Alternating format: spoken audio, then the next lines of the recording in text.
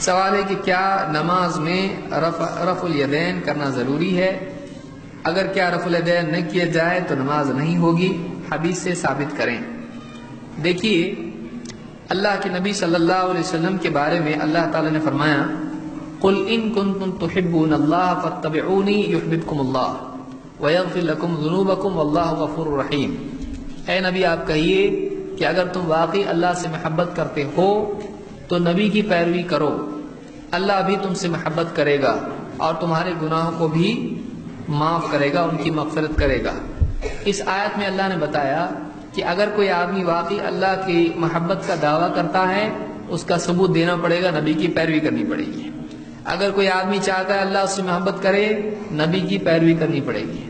اگر کوئی آدمی چاہتا ہے گناہوں کی مغفرت ہو، نبی کی پیروی کرنی پڑے گی۔ یہ تین چیزیں ہیں، ان تین چیزوں کے سلسلے میں اللہ کا محبوب، اللہ کی محبت کا دعویٰ، اللہ کا محبوب بننے کی کوشش اور مغفرت، ان تینوں کے لیے نبی کی اتباع ضروری ہے۔ تو اب نبی صلی اللہ علیہ وسلم رفع الیدین کرتے تھے، اب اگر کوئی آدمی نہیں کرتا ہے جانتے بوجھتے تو اس کا اللہ کی محبت کا دعویٰ کتنا سچا ہے خود غور کرے، اس کو اللہ کی محبت ملے گی کہ نہیں ملے گی خود غور کرے، اس کے گناہوں کی مغفرت ہوگی کہ نہیں ہوگی خود غور کرے۔ کوئی آدمی نہیں کہہ سکتا یہ اتنا اہم نہیں ہے۔ ایک آدمی نے گھمنڈ کی وجہ سے اللہ کے نبی صلی اللہ علیہ وسلم نے کہا کہ دائیں ہاتھ سے کھا، اس نے کہا نہیں کھا سکتا میں۔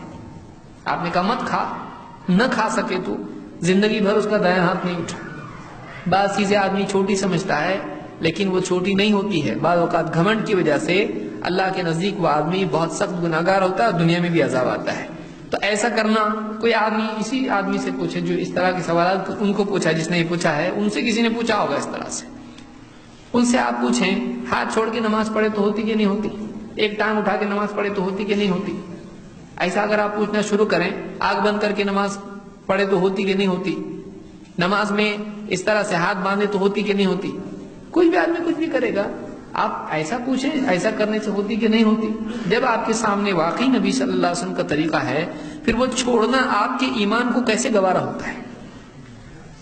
جب آپ مانتے ہیں کہ رفع الیدین ہے، سنت ہے، کوئی نہ مانتا ہو تو یہ اس کا مسئلہ ہے، لیکن جب آپ واقعی مانتے ہیں کہ رفع الیدین کرنا چاہیے پھر آپ یہ پوچھیں کہ اس سے نماز ہوتی کہ نہیں ہوتی۔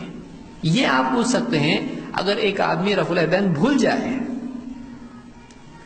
تو پھر نماز ہوتی ہے کہ نہیں ہوتی، ایک الگ مسئلہ ہے، کیونکہ بھول سے نہ سورہ فاتحہ بھی بھول سکتا ہے آدمی، رکعت بھی بھول سکتا ہے آدمی، لیکن ایک آدمی اس طرح سے جواب عالم سے لے، کسی بھی جواب دینے والے سے، وہ کہے کہ ہاں ایسا تو نہیں ہے کہ نہیں ہوتی، کہ دیکھو بغیر رفع الیدین کی بھی نماز ہوتی اس لیے مت کرو، تو ایسا آدمی ساری سنتوں کو چھوڑا دے گا۔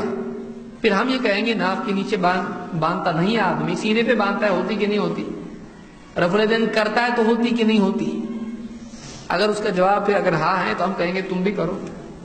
تو اس طرح کے سوالات میں سمجھتا ہوں کہ یعنی دم نہیں ہے۔